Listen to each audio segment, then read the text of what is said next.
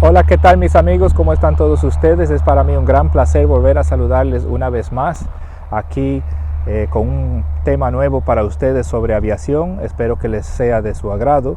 Hoy hablaremos de lo que es volar un avión tipo bimotor como este, un avión con más de un motor, cuál es la diferencia y qué es lo que un piloto debe de tener pendiente para operar un avión como este.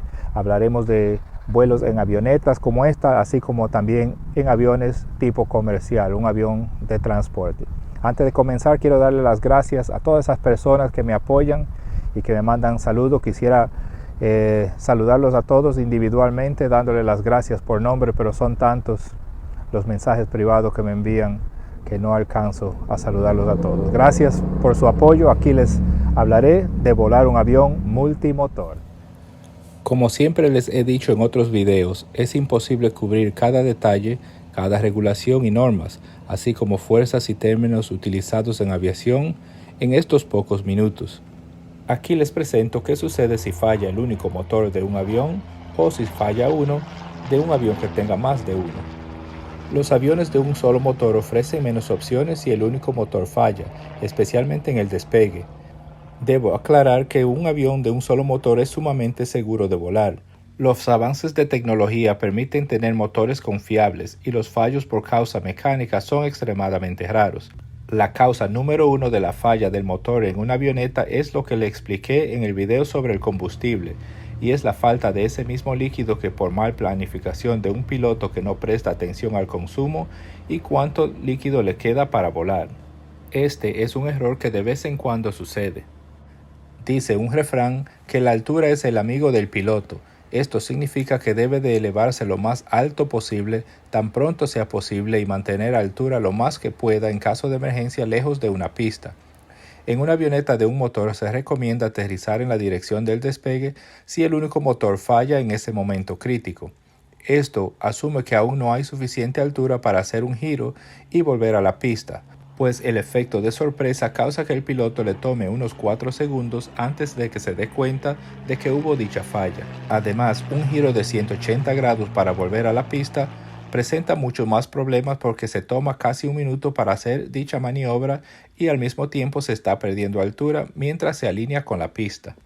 Es importante que usted entienda que al fallar el único motor, el avión no se desploma. Simplemente se convierte en un avión planeador y el piloto aún mantiene el control. Esto lo vimos en el 2009 en el famoso aterrizaje en el río Hudson de New York, cuando aterrizaron sin motores y nadie perdió la vida.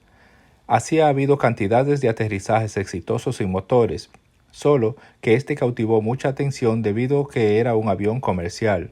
Las avionetas pequeñas no requieren mucho espacio para aterrizar y después de un fallo han habido aterrizajes exitosos en autopistas, estacionamientos, campos de golf y hasta en árboles.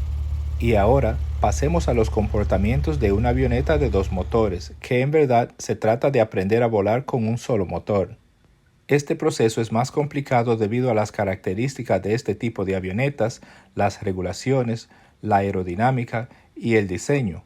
Esto significa que un piloto debe de tener un gran conocimiento sobre estos procesos y características antes de operarlo.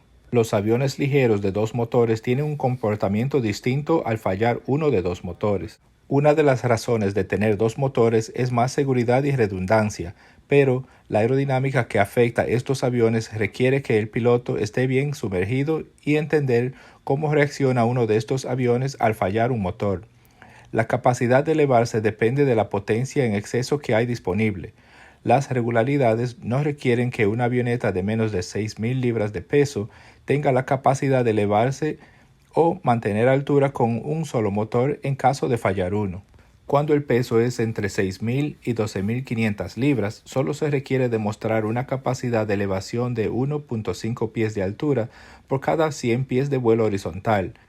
Esto no es mucho porque esto significa solo 15 pies de altura en 1.000 pies de distancia. Algo interesante es que el fallo de un motor le quita 50% de potencia, pero le reduce más de 80% de su rendimiento y capacidad de elevarse debido a otros factores que se suman. Un día cálido, operaciones en áreas de altas elevaciones sobre el nivel del mar, Cargas muy pesadas son algunos de los factores que le quitan capacidad al motor restante. Cada fabricante provee en los manuales la velocidad recomendada que el piloto debe de observar si falla un motor. Esta velocidad se conoce como la mínima velocidad de control y si el piloto mantiene esta velocidad más unas 5 millas por hora extra, el piloto puede controlar adecuadamente ese avión con un solo motor. Es por eso que se recomienda despegar de pistas con espacio para alcanzar esta velocidad antes de que se termine la pista y luego mantener al mínimo la velocidad recomendada para el vuelo con un solo motor. Mientras tanto, hay espacio para aterrizar inmediatamente si es necesario. Otro requisito que no es mandatorio para aviones que no son utilizados para operaciones en aerolíneas o vuelo charter es la llamada distancia de acelerar y detenerse. Esto es la capacidad de acelerar a la velocidad del despegue y luego detenerse completamente y que sobre pista.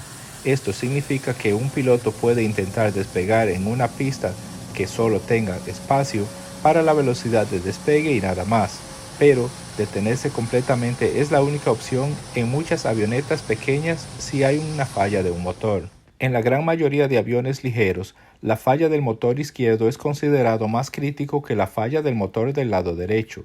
Esto se debe a que las hélices, cuando las vemos desde atrás en dirección del vuelo, giran hacia la derecha en dirección de las agujas de un reloj. Esto causa que la hélice del lado derecho en cada motor, la cual desciende al girar, produzca más potencia de ese lado de la hélice debido a que obtiene más cantidad de aire causado por el efecto del ángulo aerodinámico en cada hélice. Y aquí veremos algo muy importante. La hélice del motor del lado derecho opera más lejos del centro de la potencia total del avión.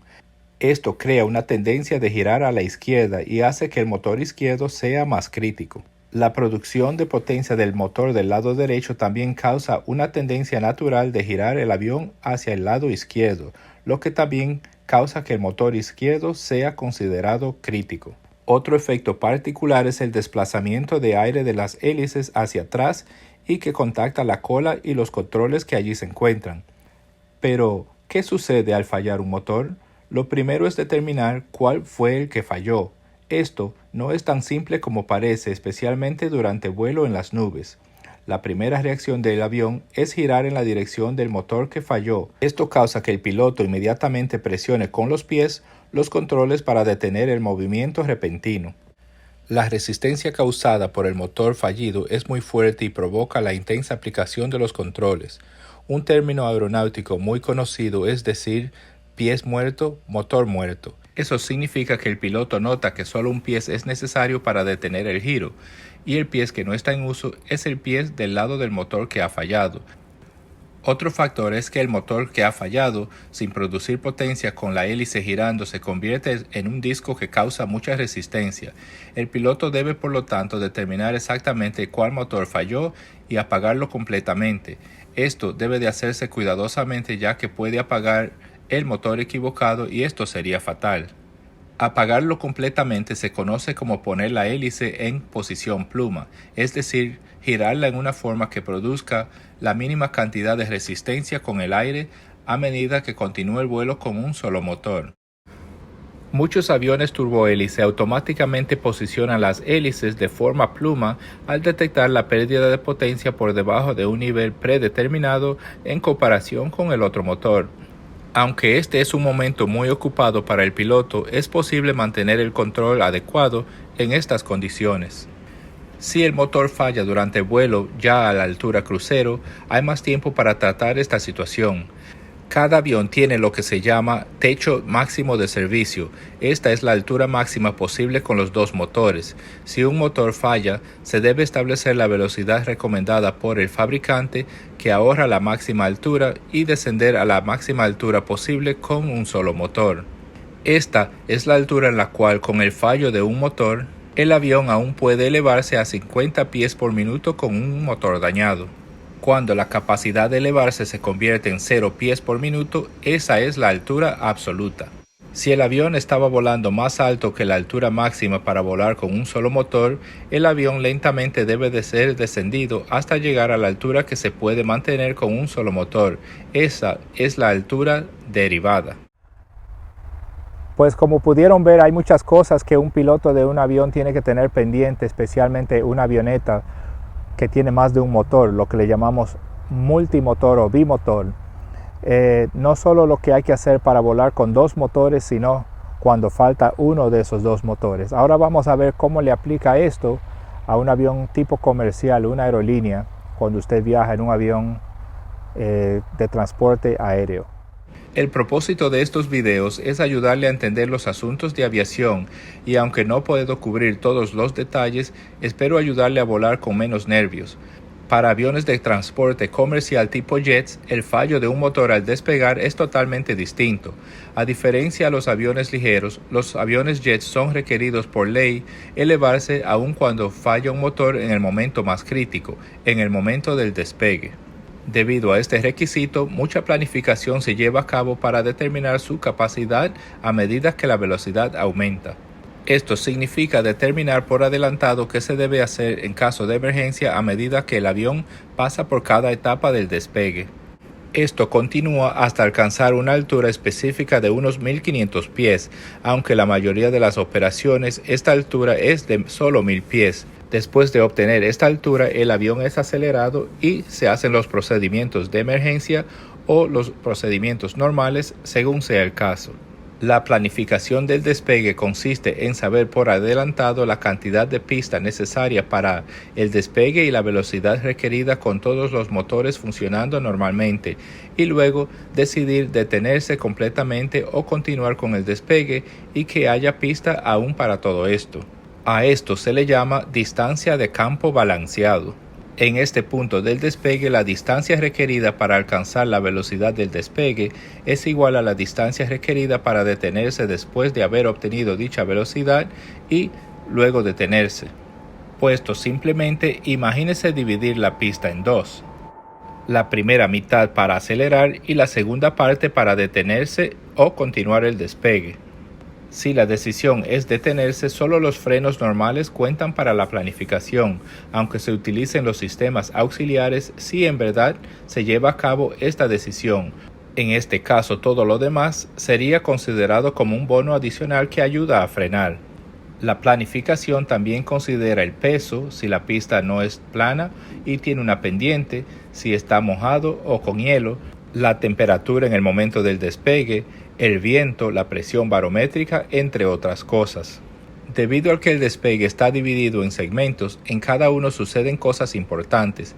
En el primero, que es cuando se empieza a soltar los frenos y empezar a acelerar, y continúa hasta alcanzar una altura de 35 pies donde se sube el tren de aterrizaje, contiene la velocidad de 80 nudos, que es donde se puede abortar el despegue por todas situaciones. Después de 80 nudos, solo cosas importantes provocan abandonar el despegue hasta alcanzar la velocidad conocida como V1 o velocidad de decisión. Antes de esta velocidad, el despegue se puede abandonar. Una vez ahí, solo situaciones que impiden controlar el avión permiten abandonar. Lo recomendable es seguir aunque inmediatamente regrese, pero ahora con una pista completa para detenerse. Inmediatamente después de V1 está la velocidad VR, que es la velocidad donde el piloto acciona los controles para despegar. La pista está seca, la velocidad V1 y VR generalmente coinciden. Pero si la pista está mojada, V1 viene un poco antes para poder frenar si deciden detenerse en una pista mojada. Una vez en el aire se vuela en la velocidad V2 más unos cuantos nudos extra hasta alcanzar una altura de 1000 pies. Una vez a 1000 pies, el avión es acelerado a velocidades normales donde se hacen los procedimientos de emergencia o los procedimientos normales según sea la situación. En algunos casos es necesario hacer los procedimientos de emergencia antes de llegar a 1000 pies, pero nunca antes de 400 pies. Las velocidades V1, VR y V2 son solo referencias y la velocidad actual varía de acuerdo al peso del avión y el piloto recibirá la velocidad actual que representa esas siglas antes del despegue. Hay más velocidades de referencias, pero no las describiré aquí. Lo importante es que usted sepa que el fallo de un motor en un avión comercial durante el despegue no le impedirá elevarse y regresar. El avión está capacitado para volar con un solo motor. Si las condiciones del tiempo al momento de despegue no son favorables para regresar, se utiliza un aeropuerto alterno que no esté a más de 1 hora de distancia. Durante el vuelo, igual que las avionetas, el avión debe de ser descendido a una altura donde puede mantener el vuelo con un solo motor, pero esta altura es de miles de pies, o sea que no se va a desplomar. En todos los casos, una garantía de que todos los obstáculos a menos de 5 millas de la ruta deben de ser aclarados por una altura de por lo menos 1000 pies en zonas no montañosas y de 2000 pies en zonas montañosas. Debido a la tecnología avanzada, muchos aviones de 2 motores en las aerolíneas tienen la autorización de operaciones extendidas sobre agua, la cual permite operar tan lejos como 4 horas de distancia del aeropuerto más cercano, que puede ser utilizado como alterno en caso de emergencia del fallo de uno de los 2 motores. Muchísimas gracias una vez más por su apoyo, gracias por haber visto el contenido de este video, espero que haya sido de su agrado y que hayan podido aprender algo más sobre aviación para que así nutran su conocimiento y puedan hablar con las personas que les pregunten sobre esto. Cuando usted viaje, usted se sienta más preparado y tiene más conocimiento. Gracias una vez más por su apoyo. Estamos ahora en víspera de la Navidad del año 2020, así que les deseo a todos una feliz Navidad, un próspero año 2021 y esperamos que el año 3030, dentro de 1000 años, no sea como este 2020. Gracias, señores, los veo pronto. Hasta luego.